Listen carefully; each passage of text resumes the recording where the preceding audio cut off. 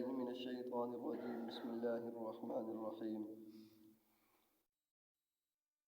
يا أيها الذين آمنوا لا تقولوا راعنا وقولوا انظرنا واسمعوا وللكافرين عذاب أليم۔ ترجمہ: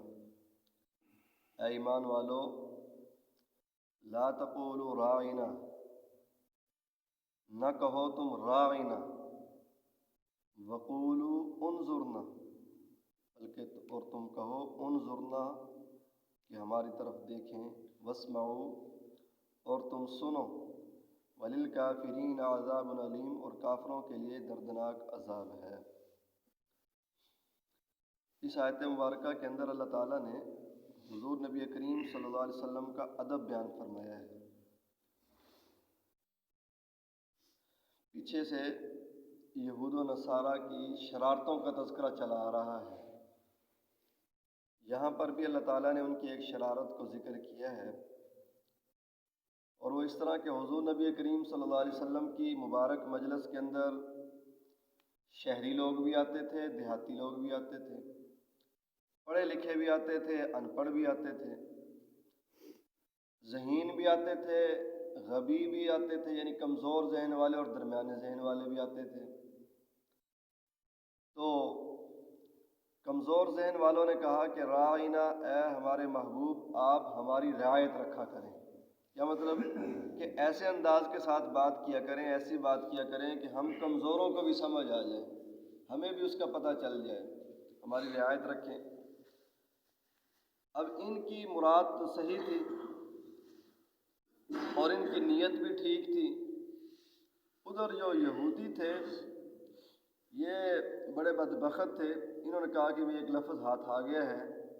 تو یہ رائنا کا لفظ بولتے، رائنا رعونت سے ہے، مراد ہوتی کہ ایک ہے کہ رائنا اگر را کو جو ہے یا لگایا جائے ساتھ اس کو لمبا کیا جائے، رائنا مراد یہ ہے کہ ہمارا چرواہا، اور دوسرا جو ہے رائنا رعونت سے ہے، اور یہ بددعائیہ جملہ بنتا ہے، توہین والا جملہ بنتا ہے۔ تو اللہ تعالیٰ نے ایمان والوں کو کہا کہ آج کے بعد تم نے رائنا کا لفظ ہی نہیں بولنا، کہ وہ یہودی جو اس سے مراد لیتے ہیں رائنا یعنی ہمارا چرواہا، یا ہمارا جو ہے وہ رائنا کے ذلیل یا موت یا جو بھی ترجمہ وہ مراد لیتے ہیں، وہ ان کی مراد کے مطابق بھی تم جو ہے وہ الفاظ نہ نکالو، اگرچہ تمہاری مراد یہ نہیں ہے، تم تو یہ کہتے کہ ہماری رعایت رکھو، لیکن اس میں ایک طرح سے حضور کی توہین کا پہلو نکلتا ہے کہ وہ بددعائیہ جملہ بولتے ہیں، اس لیے اللہ تعالیٰ نے فرمایا کہ میں تمہیں منع کرتا ہوں کہ تم نے یہ لفظ ہی نہیں بولنا، بلکہ کیا کہنا ہے کہ انظرنا، کہ ہماری طرف دیکھیں، رائنا کی جگہ پر انظرنا کہنا ہے کہ ہماری طرف دیکھیں، ہماری جو ہے وہ رعایت رکھیں۔ واسمعوا، اور آگے اللہ تعالیٰ نے حکم دیا کہ یہ نہیں ہے کہ بس دیکھیں اور جو ہے بیٹھے رہیں، نہیں، بلکہ اللہ کے حبیب کی، میرے محبوب کی کلام کو بھی سنو، توجہ کے ساتھ سنو، غور سے سنو، ٹھیک ہے نا جی۔ تو یہاں پر بھی ایک بات یاد رکھیں کہ اگر کوئی جملہ ایسا ہو کہ جس کا مطلب اور مفہوم صحیح ہو لیکن عقیدہ اور نظریہ غلط ہو، تو پھر وہ جملہ جو ہے وہ صحیح نہیں ہوا کرتا۔ اگر عقیدہ اور نظریہ صحیح ہے تو پھر وہ جملہ صحیح ہوتا ہے۔ مثال کے طور پر الصلاۃ والسلام علیک یا رسول اللہ، یہ ہم 5 وقت اذان میں الفاظ سنتے ہیں صلاۃ و سلام کے، تو بعین ہی یہ الفاظ جو ہیں صلاۃ و سلام کے، یہ کوئی غلط نہیں ہے، ٹھیک ہے نا جی۔ اگر کسی آدمی کا یہ عقیدہ اور نظریہ ہے کہ بھئی حضور نبی کریم صلی اللہ علیہ وسلم یہاں پر موجود ہیں اور میری یہ بات یہیں پر موجود جو ہے وہ میرے سامنے سن رہے ہیں، تو یہ عقیدہ صحیح نہیں ہے، غلط ہے، یہ شرکی عقیدہ ہے۔ اور جس کا یہ عقیدہ ہوگا کہ بھی حضور علیہ الصلوۃ والسلام یہاں پر موجود، یعنی ہر جگہ حاضر ناظر دوسرے لفظوں کے اندر، تو اس کے لیے یہ کلمات پڑھنا جو ہے وہ صحیح نہیں ہے، جائز نہیں ہے، ٹھیک ہے جی۔ حاضر اور حضور میں فرق ہے بھائی، یہ لوگ جو ہے بعض اوقات اپنے آپ کو محب ثابت کرتے ہیں، لیکن اس میں توہین ہو جاتی ہے۔ ایک ہوتا ہے حاضر اور ایک ہوتا ہے حضور، ٹھیک ہے، یہ تھوڑا سا فرق سمجھ لیں۔ حضور کہتے ہیں کہ یحضر عندہ، جس کے پاس حاضر ہوا جائے، جس کے پاس حاضر ہوا جائے وہ حضور ہوتے ہیں، ٹھیک ہے جی۔ جیسے اور یہ بڑے کے لیے کہا جاتا ہے حضور نبی کریم صلی اللہ علیہ وسلم کو بھی حضور کہا جاتا ہے کہ سارے حضور کے در کے اوپر جا کر حاضر ہوتے ہیں، ٹھیک ہے جی۔ حضرت ابوبکر حضور کے در پر، حضرت عمر حضور کے در پر، حضرت عثمان حضور کے در پر، حضرت علی حضور کے در پر، ٹھیک ہے جی۔ اور مسلمان بھی پوری دنیا سے پیسے لگا کر، وقت لگا کر، جان لگا کر حضور کے در پر کیا ہوتے ہیں؟ حاضر ہوتے ہیں۔ اور دوسرا ہوتا ہے حاضر، حاضر کا معنی ہوتا ہے آنے والا، ٹھیک ہے جی۔ اور جو بڑا ہوتا ہے وہ حضور ہوتا ہے، جو چھوٹا ہوتا ہے وہ حاضر ہوتا ہے، سمجھ آئی؟ جب حاضری لگتی تھی نا، ہم جب اسکول پڑھتے تھے تو استاد کہتے فلاں، کہتے تھے حاضر جناب، ٹھیک ہے جی۔ اور جب بڑا کوئی پکارتا کہے کہ فلاں، وہ کہتا ہے جی حضور، ایسے ہوتا ہے جی حضور، مطلب کیا ہے کہ آپ بڑے ہیں، میں آپ کے پاس حاضر ہوں۔ تو یہ جب عقیدہ رکھا جائے کہ حضور صلی اللہ علیہ وسلم حاضر و ناظر ہیں، تو یہ گویا کہ حضور کی نعوذ باللہ توہین ہے کہ بھی ہم بڑے ہیں، حضور جو ہے نعوذ باللہ ہمارے گھروں کے اندر آتے ہیں، ٹھیک ہے جی۔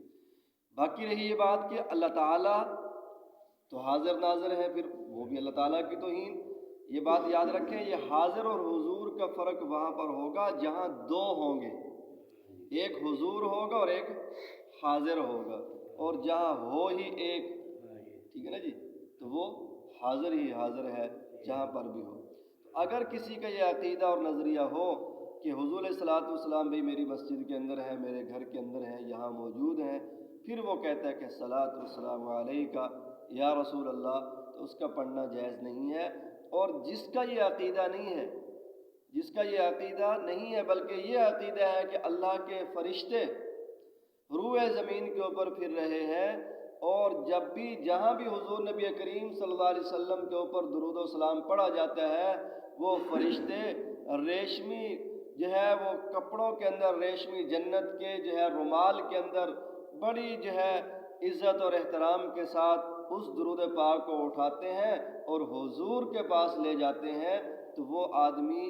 جو ہے یہ الصلوۃ والسلام علیکہ یا رسول اللہ پڑھ سکتا ہے۔ سمجھ آئی بات؟ فرق سمجھ آیا؟ اگر یہ عقیدہ نہیں ہے کہ حضور صلی اللہ علیہ وسلم حاضر ناظر ہیں، یہ عقیدہ ہے کہ بھئی حضور روضہ اقدس کے اندر ہیں اور ہمارے فرشتے جو ہے ہمارا درود و سلام لے کر جا رہے ہیں، تو اس آدمی کے لیے پڑھنا جائز ہے۔ باقی یہ ہے کہ اب چونکہ جن کا یہ عقیدہ ہے کہ حضور حاضر و ناظر ہیں، ان کا یہ شعار بن چکا ہے،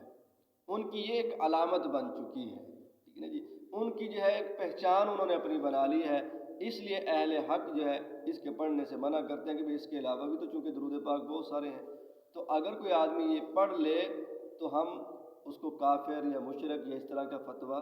نہیں لگا سکتے، ٹھیک ہے نا جی۔ تو یہی بات ہے کہ جہاں پر الفاظ صحیح ہوں لیکن مفہوم اور مراد غلط ہو، تو ان الفاظ صحیح کو بھی ادا نہیں کرنا چاہیے، اور جہاں پر الفاظ صحیح اور مفہوم اور مراد بھی صحیح ہو، عقیدہ بھی صحیح ہو، تو پھر ان الفاظ کو ادا کیا جا سکتا ہے۔ یہاں پر ایک اور بات یاد رکھیں کہ یہ قرآن پاک کا پہلا پارہ ہے، اس پہلے پارے کے اندر ایمان والوں کو پہلا خطاب ہے یہ،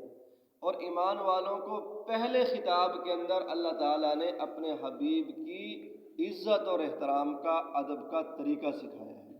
ٹھیک ہے نا جی۔ کہیں بھی یا ایھا الذین آمنوا نہیں آیا، تو اس سے پتہ یہ چلتا ہے کہ حضور کی عزت اور احترام سب سے زیادہ ضروری ہے۔ حضور کا ادب، حضور کی عزت اور احترام ہوگا تو ہم مومن ہوں گے۔ اگر حضور کی ادنا سی بھی گستاخی کرنی تو دور کی بات ہے، دل کے اندر بھی اگر داعیہ اور خیال پیدا ہو گیا تو یہ بھی ایمان سے ہاتھ